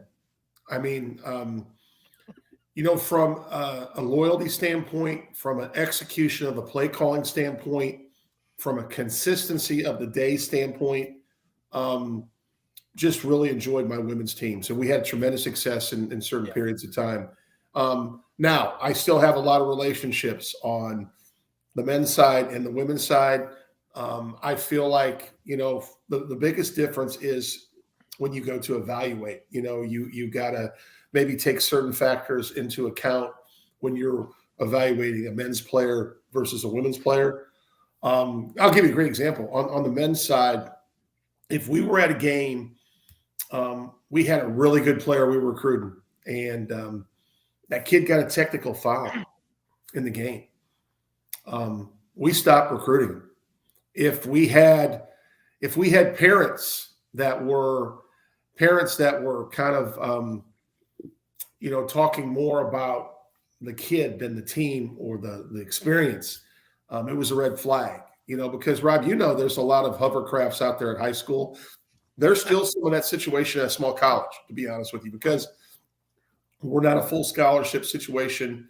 We're a merit-based and financial aid situation, need-based, I'm sorry. And, for me, I don't want to say coaching women was easier than men. I just enjoyed it more. Yeah. And I can tell you, you're right. I coached with other coaches, my daughter and then my two boys, and coaching middle school boys is like herding cats. The girls, they listen to you. They're like sponges. They're listening to every word you're saying. And I was blessed, incredible kids at St. Louis Catholic School in Memphis. I mean, you got incredible parents, I knew most of them. Yeah. But I was part of a team with, guys like, Kevin Rainey, Anthony Ward, Kelly Grusin. And so I got to be a coach, not the head coach, because, oh my God, it doesn't matter what level it is. All the emails, all those kids are playing 3 sports. It's crazy. But the women, I mean, we had 3 great runs of boys and 3 great runs of girls. But yeah, they're just at that age. I don't know. They listen to you, and there's no doubt. And again, I told you the other day off here, Joe Champy, Auburn women's basketball coach. God, you talk about success, the pure form of the game. You just said, I like what you just said, executing the play. Yeah. Studying that. I mean, when you watch women's, I tell you who's a damn good analyst, and we only get to see her, during the tournament, is Candace Parker. Yeah. God, phenomenal. Yeah. What a basketball IQ. Hell, why isn't she coaching? I mean, I think she ended up being a coach. So she could coach men because she can coach. Listen to, and she's smart. Absolutely. And honestly, I think she's still got some player in her, right? She's still in WNBA, if I'm not mistaken. And I think did they just have a child? I'm not sure her family situation, if she became a parent or not, but I would not be surprised, because she played for legendary Pat Summitt, Coach Summitt. Yeah. I would not be surprised if Candace went that route someday. I would not. And I love her passion when she's for her team, when she's talking about NCAA tournament basketball. Yeah. Well, watching the SEC Hoops History series which is just another remarkable documentary series. Yeah. 7 or 8 parts. And Pat Summitt was 22. I was still in college when I was 22, probably a sophomore. But she, at 6 months later, that coach left. You're the coach. I mean, she's out there, competing with the Girl Scouts in front of Kroger for airtime, for space, trying to get people to support basketball. I mean, you talked about just an amazing bottoms up, 8 national championships. That's and look at Kim Mulkey at Baylor. Jimmy Ott, ESPN 104.5 down in Baton Rouge, is on with us a lot. And he's like, you're bringing in Kim Mulkey. He goes, she ain't taking crap off anybody. And I'm looking, John Hartwell just texted me. He's in a contest on the Food Network right now to see if he can eat a steamer pack of Crystals in 30 minutes without having a drink. No, seriously, he's going to be on with us here in just a minute. He's going to be announcing his new women's head basketball coach at ULM today. And I'm curious, who it is, and he'll talk about that. You got questions, but I think about, coaching and how hard it is. And you said about the hovercrafts, the helicopter parents that are at every practice trying to tell you what to do. Did you ever have a parent come into your office and say, Coach, we think that Elizabeth is a much better 2-guard or 3-guard than she is at this position? And if they did, I can just imagine the way you're able to keep a poker face doing this show with us. You probably let them finish, and then you said, well, in your practical Midwestern demeanor, and then decapitated me. What was that like? I can't imagine someone telling you that. So I'll give you a true story. I'll make sure I, eliminate some of the names here, so in case there's a domino effect with our a witness protection program. That's right. So we're either 9-0 or 10-0 in one of our better seasons, top 10 in the country, and we had been just beating our opponents by probably an average of 15 to 20 a game. So everyone on the roster, I was playing. I mean, literally, I was trying to protect some of our starters in minutes, and I was the type of guy, I wasn't afraid to play some kids in the first half.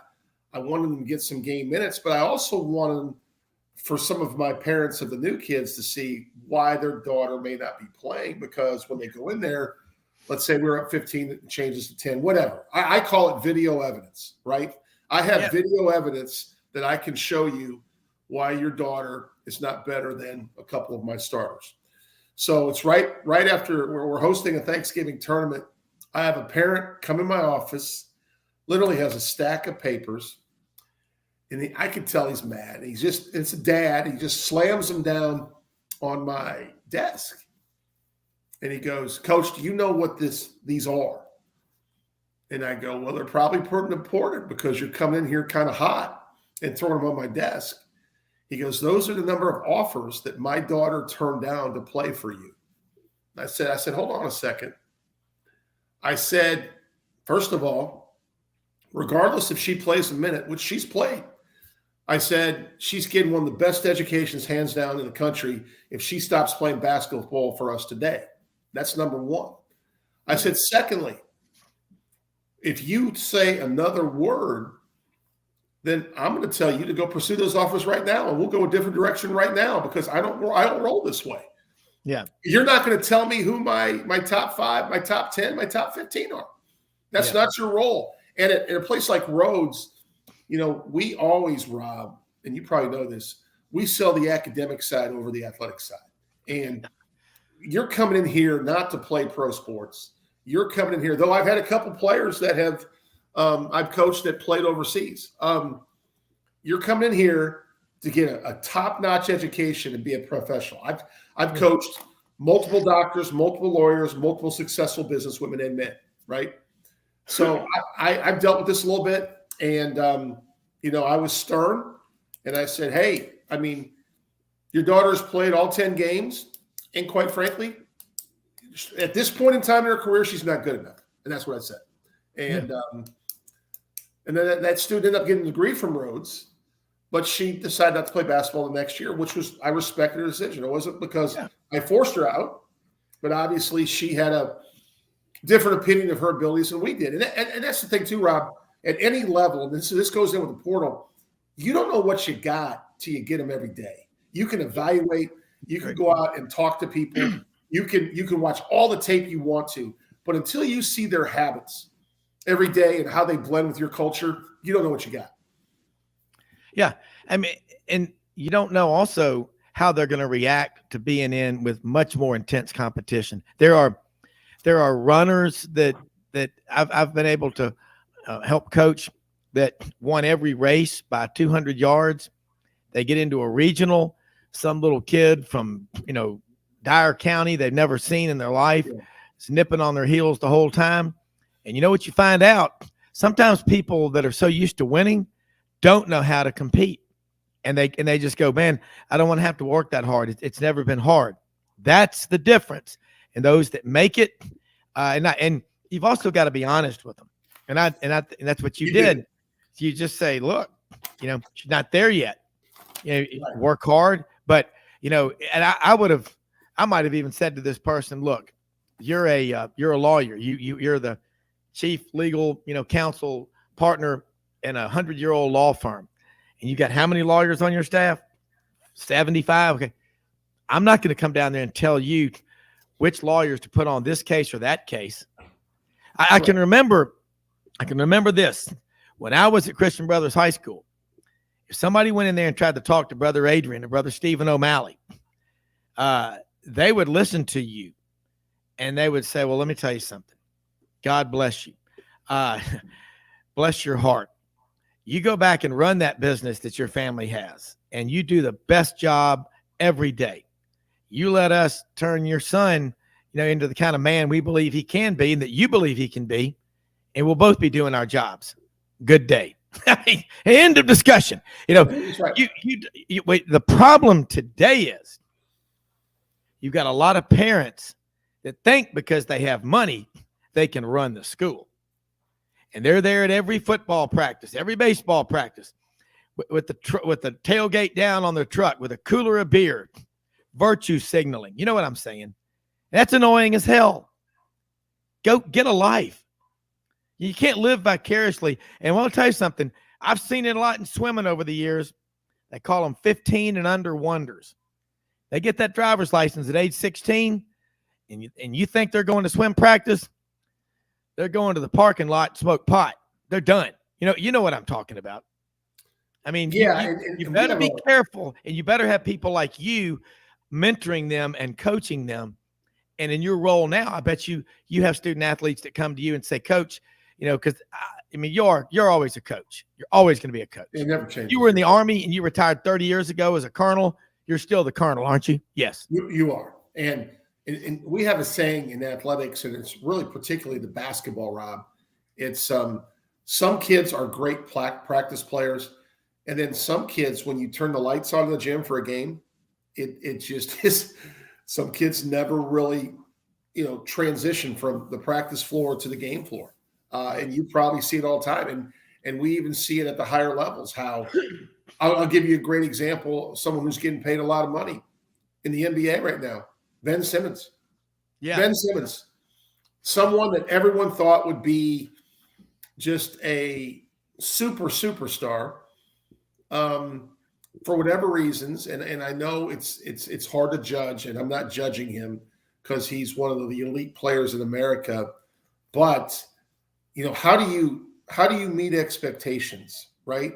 And sometimes it's unfair to kids when we put these expectations on them. And from a developmental standpoint, they're just not ready. And sometimes in certain sports, position matters. If I'm around a basketball floor, a talented point guard, I may become a better scorer. Yeah. But if we don't have a point guard, we all may suffer. I have a saying, there's always a leading scorer on a bad team. Don't forget that. So when you're recruiting kids, to me, I always look for winners.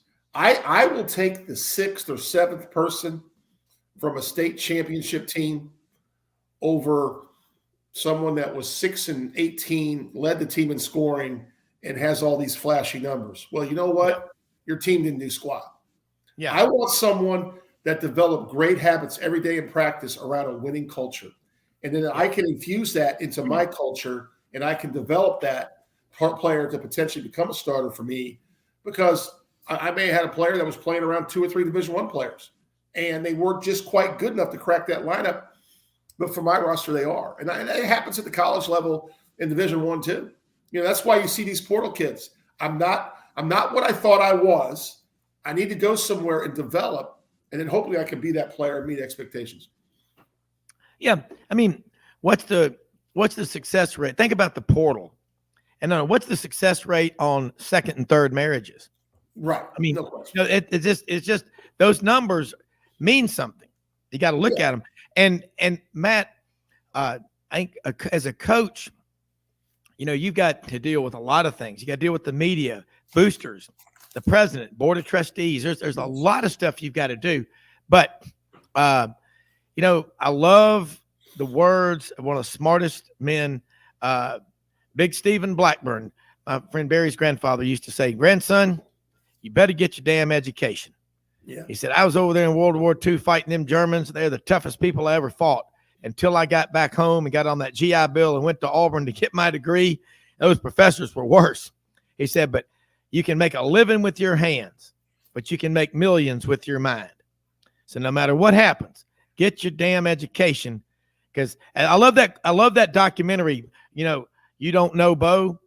And they have Bo Jackson's mother says, "Bo, get your education, because can't nobody ever take that away from you." I mean, I asked this to a coach who coaches women about, you've got some kids on the team whose families obviously can afford these to pay their way through. And he goes, "Let me tell you something.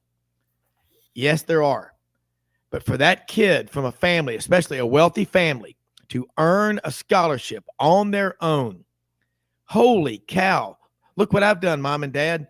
I'm going to be able to make you not have to pay for 4 years of college."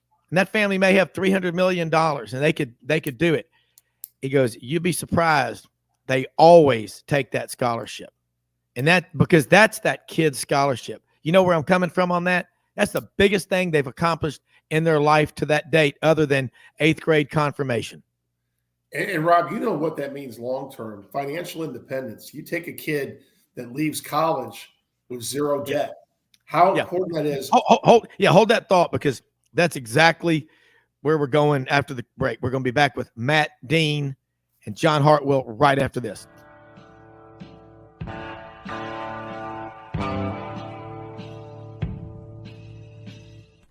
Red River Ford and Toyota, located in Wynne, Arkansas. If you're in the market for a new or used car, truck, or SUV, call, go online, or drop by and see them.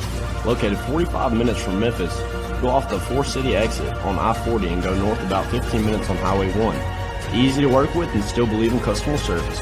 If you live out of town, they will deliver your vehicle to you. RedRiverFordToyota.com. Just see what they can do. Strengthen your seed zone this spring with quality tillage equipment from House Industries. Located in Cherry Valley, Arkansas, House Industries specializes in manufacturing superior equipment that will minimize your downtime and keep you working in the field. To ensure the highest quality control, all design, fabrication, and testing takes place in a 99,000 square foot manufacturing facility located right here in the heart of the Delta. Locate your nearest House equipment dealer online at houseindustriesinc.com. House Industries, breaking ground. Sidelines with Rob Browne. Talk sporty to me.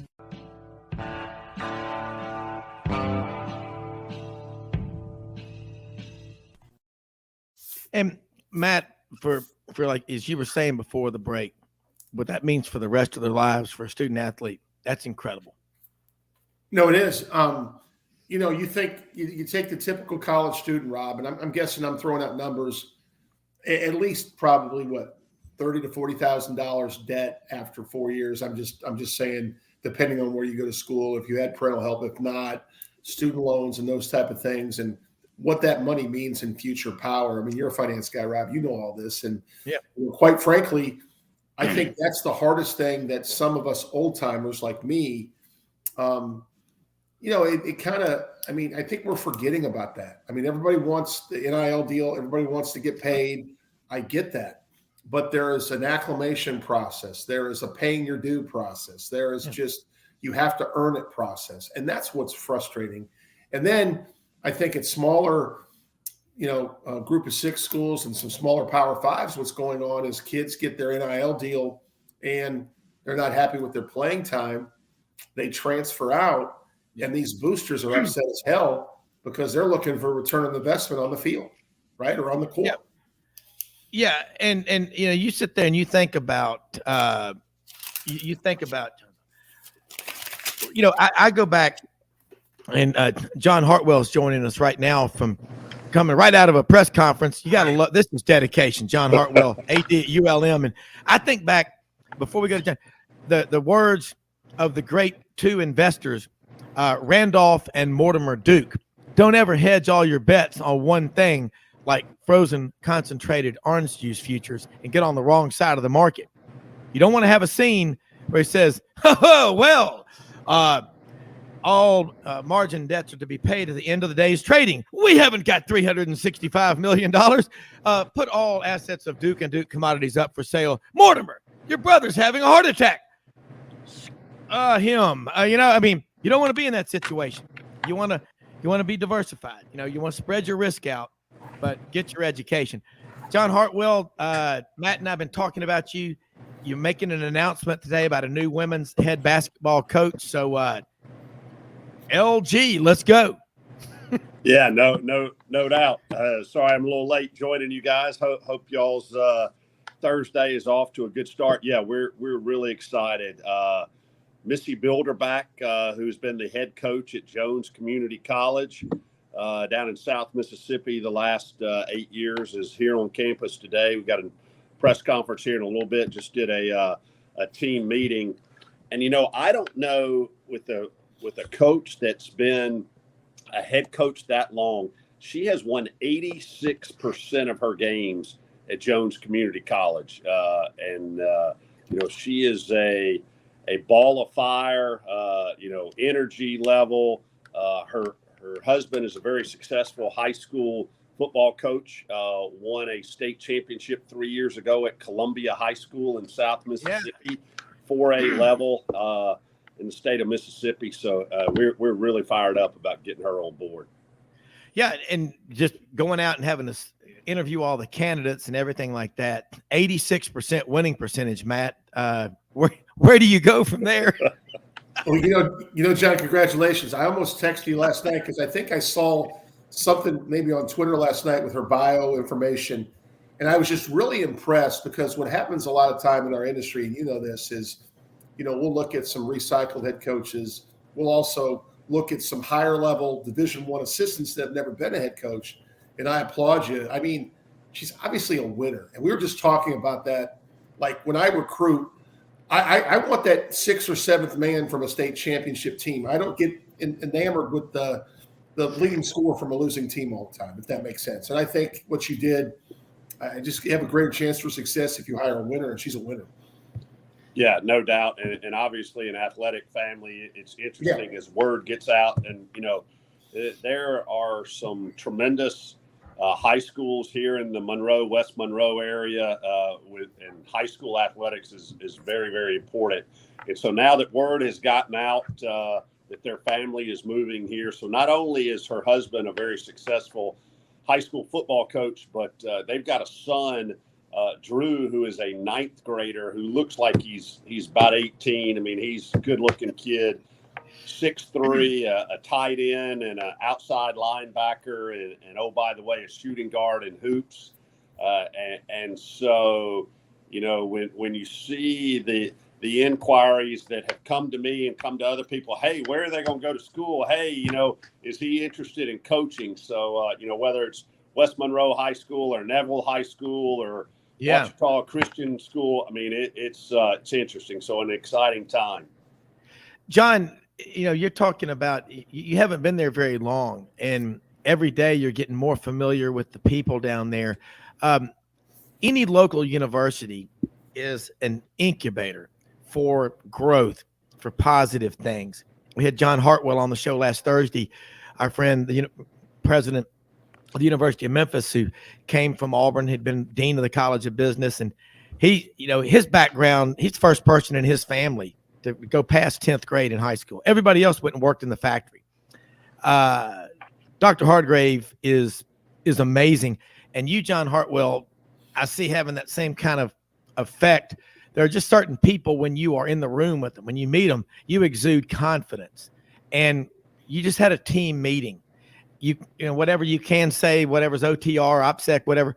But what was that like with them to be around a coach that's won 86% of her games? And we used to hear that term winner used a lot. It's like we hear the term hero overused. Okay. But winner to me means someone that just, regardless of the record, the opponent, they're out of bed at 4:30 or 5 in the morning voluntarily, and they're doing the little things that nobody else sees. And you watch how they treat people that can't do a damn thing for them. Those are the marks that Matt, and John, that matter the most. And you go back to your days at the Citadel. I bet you every day you tap into that memory bank about something that happened early in the morning in Charleston, South Carolina, in your 4-year journey at Sandals. Yeah, it was Sandals. I think back, and fortunately, as an athlete, you got out of some of the rigors. But yeah, I have flashbacks every once in a while to a hot August day, and I'll date myself a little bit. This would have been August 1983, and you're out there at 4:30 in the morning, and you're doing push-ups or sit-ups, on the drill field, and it's 100% humidity and about 78 degrees, and there are mosquitoes landing on you that you feel like could just pick you up and carry you away, kind of like a pterodactyl. But you talk about the team meeting and stuff. Here's the thing, and people ask me this on a regular basis. Hey, how are you so successful as an athletic director? How do you, take opportunities that some other people may shy away from and turn it into success?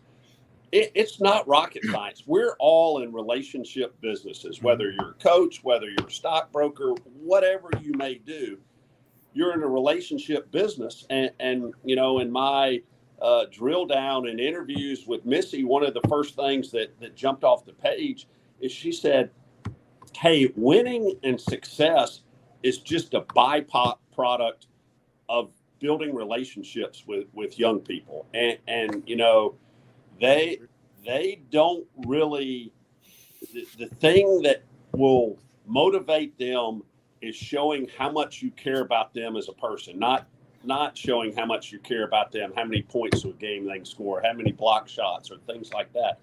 And I think that gets lost some today, especially in the commercialism and hustle and bustle and NIL and everything else in our world of athletics. Let's go back to the simplest form. We're in relationship businesses, whether it's a coach with student athletes, whether it's an athletic director with coaches, whether it's dealing with parents or donors or boosters. We're all in the relationship business, and so it's not rocket science, but it's also she talked about being real and being transparent. Mm-hmm. A lot of people can talk that game, but if you're blowing smoke or BS, that's pretty. And kids, 18 to 22-year-olds, they're pretty street savvy. If they see that's just a spiel that you're saying, and that's not really how you act, they're going to turn you off really quickly. And I think you look across the board at successful coaches, and they've got that formula. Yeah, they do. And they can relate. If you can't relate to people, you can't connect to them. You can't hold their attention in practice, can you, Matt? No. And John said something that's spot on. I mean, in today's world, if you can't be, the first time you become dishonest in a student athlete's eyes, you've lost. You don't get a second chance. You don't get a second chance at that. And the transparency part in recruiting, your vision, your sincerity. I mean, kids see right through that. I had an advantage because at an academic elite school, even when I was at Denison for a year and had the pleasure of coaching John's nephew, I was able to sell a future for these kids beyond basketball. And that's so important because those kids know that you care about their future. And, that's something that stays with relationships forever. Yeah. Yeah. And John, you've got 371 student athletes at ULM, that scholarship, walk-ons and everything. How many sports? 17 sports. Okay. So, and I'm sure you'll be adding some while you're there. That's going to be one of your goals. As an athletic director, people think about a coach. Well, you've got 17 people now that you're really responsible for. Your mindset, graduate of the Citadel, take care of your men first. That's what they teach you in Bolick from day one. They always talk about that. But, make sure they've got dry socks. Make sure they've got dry clothes. Make sure they've got some place to sleep. Because if they see you in there eating a tomahawk fillet and lobster with béarnaise sauce on the steak and, and they're eating MREs, watch out. You know what I'm saying? But so when your job, I mean, it's electric. Matt, you know this. And John, every one of these teams, you're keeping up with them. And you're getting on social media. Matt talked about it. That's powerful stuff. And I talked to Greg Williams yesterday, Auburn's the equestrian coach. Just won their 5th straight SEC title. Get 40 female athletes that he's from all over the country. And he's got assistant coaches, his wife. And it takes a lot of people to do it. But that's got to be one of the coolest jobs, short of being the Pope in the world, is being an athletic director. And I don't know if I'd want to be Pope Francis. He gets a lot of criticism. Of course, that comes with the territory. Yeah, I wouldn't trade what I do for the world. I love it. I love, just thinking that I have a small part to play in the education process, and in some cases, the transformation of young men and young women's lives through the opportunities in sports. And, we still get the opportunity, to impact a significant number of first-generation college students. And that opportunity is made possible through their participation in intercollegiate athletics. And so first of all, it's a huge responsibility, and I don't take that lightly on any given day. But what an opportunity and what a breath of fresh air, because you don't have to. I almost said pick up the newspaper. Nobody picks up a newspaper anymore. You don't have to go to Fox News or any other CNN, anything else very long. Hey, look, Go to one of those websites, and I would venture to say that the first 15 stories listed there, probably 13 of them, I hate to use an unlucky number, but that's probably true. Probably 13 of them are negative in some light. So, it's easy to get caught up in what's wrong with our world. But if we can have a positive impact on young lives, the next generation of leaders, we all should do that in our own various capacities. And so I'm privileged to be able to do that. Yeah. And along the lines of what you're both, as ADs and coaching, this is an interesting text from one of our listeners in 29 Palms, California, Dash Riprock. Coach John Wooden's first day of practice at UCLA or anywhere he ever coached was instructions on how to put on socks to not get a blister. I mean, what did Mr. Miyagi do? Wax on, wax off. You don't learn karate to go out there and get in a fight. You got to go through, remember Kung Fu? Grasshopper. When you can snatch the pebbles from my hand, we will go forward. That type of deal. But it's regimented, but the impact that y'all have on people's lives. I love Coach Dye's quote. I'd rather have a guy come in here 4 or 5 years to Auburn and learn how to work with a team and set goals and build character and be honest than anything else. And I've heard it said about people, you know, I've heard it said about a great quote in a book about a man talking about his father. He said he drank a lot. Yeah, he did. He goes, but he's probably the most honest man I ever knew, because he was telling you the truth when he was having a cocktail. But you learn as an AD, both of y'all, if your coaches know that you have their back, you'll get their best. If not, what happens, Matt? Well, I learned from my mentor, Coach Herb Hilgeman, when I was an assistant coach. He said, Matt, you have to have relationships with the other side of the campus, i.e., the student life office, sometimes maybe even the development office, maybe the president's office. I said, why is that, Coach? He says, because when you're going through a rough patch, you need them on your side. And what it refers to is, if you want to be a jerk and you win all the time, you can get away with it. Yeah. But people don't realize with Coach Wooden, John, you may know this, I may be wrong, but I don't think he won his first national title till like year 15 or 16. I mean, it took some time. And during that time span, you better be a good human being, and you better establish some really good positive things in your culture. Otherwise, you won't get a chance to do that. Yeah, there's no doubt about that.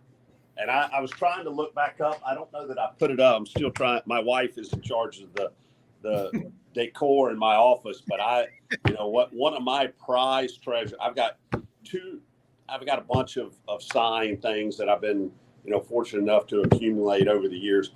But probably the two most treasured things I've got are, John Wooden's pyramid that is personally signed to me.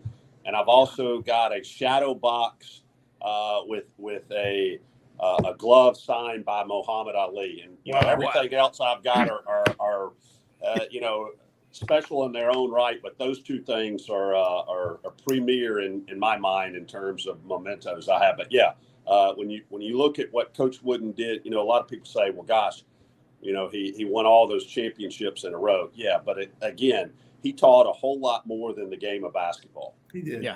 Yeah.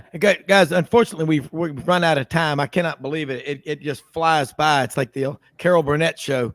But John and Matt, both of y'all, incredible insight. You can't get anywhere else. And John, people listening all over, whether they're a Warhawk already, they live in Louisiana, we got listeners all over. How can they reach out and support you and what you're doing down there? Because we love this insight, and I'm glad that you're an AD, and hope you stay doing it a long time. No, I appreciate that, Rob. And it's great to be on with you and Matt.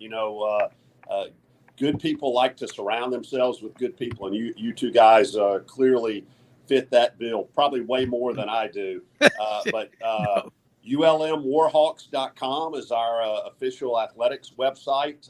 My Twitter is John_Hartwell. We appreciate the following and support. We've got a big weekend this weekend, spring football game. We've got our Night of Champions tomorrow night, which is a big fundraiser for athletics. And so a lot of positive things going on. The only thing that may be a drawback to it is scheduling. And obviously it was done before I got here. Yeah. But not keeps me from being able to pop over to either Dallas for the women's Final Four, down to Houston for the men's Final Four. I will leave you with this one thought: San Diego State Aztecs. Yep. Don't bet against them. Yeah, you were right on that. Matt Dean, John Hartwell, everybody, great show as always. Go out and help people. God bless America. We live in the greatest country in the history of the world. It's the people, we the people, that make this the greatest country. Don't ever doubt that. See you tomorrow, folks.